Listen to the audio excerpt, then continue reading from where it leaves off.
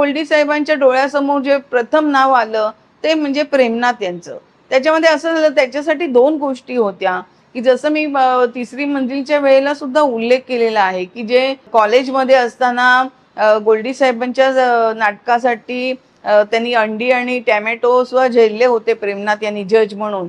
तर ते एक सगळं ऋण गोल्डी साहेबांवरती होतं. आणि दुसरी गोष्ट असं होती, की तिसरी मंजिल जरी चालला असला, तरी त्यातली जी खलनायकाची भूमिका प्रेमनाथ यांनी केली होती ना, त्याचा त्यांना म्हणजे सर्वस्वी असा काही फायदा झाला नाही, की त्यांचं करिअर जे मधल्या काळामध्ये सगळं बंद पडलं होतं, त्यांना चित्रपट मिळत नव्हते.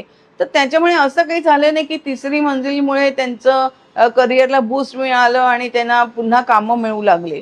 तर त्यांना असं वाटलं, की असा हा जो चित्रपट मी करतो आहे, एक मसाला चित्रपट, तर त्याच्यामध्ये जर का मी पुन्हा त्यांना एक संधी दिली, तर कदाचित ह्या चित्रपटामुळे पुन्हा त्यांना काम मिळायला सुरुवात होईल. म्हणून एक दिवस ते कल्याणजी आनंदजी यांच्याकडे म्युझिक सिटिंगसाठी बसले असताना त्यांनी मध्ये जो काही ब्रेक घेतला, त्याच्यामध्ये प्रेमनाथना फोन केला, कल्याणजी आनंदजी यांचे म्युझिक रूममधून.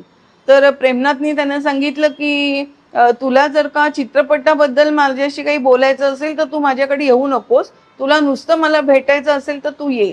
याचं कारण असं होतं ना, की 14 वर्ष प्रेमनाथ यांच्याकडे काम नव्हतं त्या काळात. म्हणजे एक तिसरी मंजिलचा जो अपवाद वगळता, आणि त्याचाही जसं मी म्हटलं, की फायदा त्यांना झाला नव्हता. आणि असं ना एक चित्रपटसृष्टीमध्ये होतं, की त्यांना आता काही काम करता येत नाही किंवा काही, म्हणून त्यांना चित्रपट मिळत नव्हते. आणि तो ना असा सगळा एक जो रिजिडनेस त्यांच्यामध्ये आला होता, एक तो सगळा अपमान त्यांनी ते जे झेलत होते इतकी वर्ष, त्याच्यामुळे त्यांना असं वाटलं होतं, की या इंडस्ट्रीमध्ये मी कशाला काम करू, या इंडस्ट्रीला माझी पर्वा नाहीये.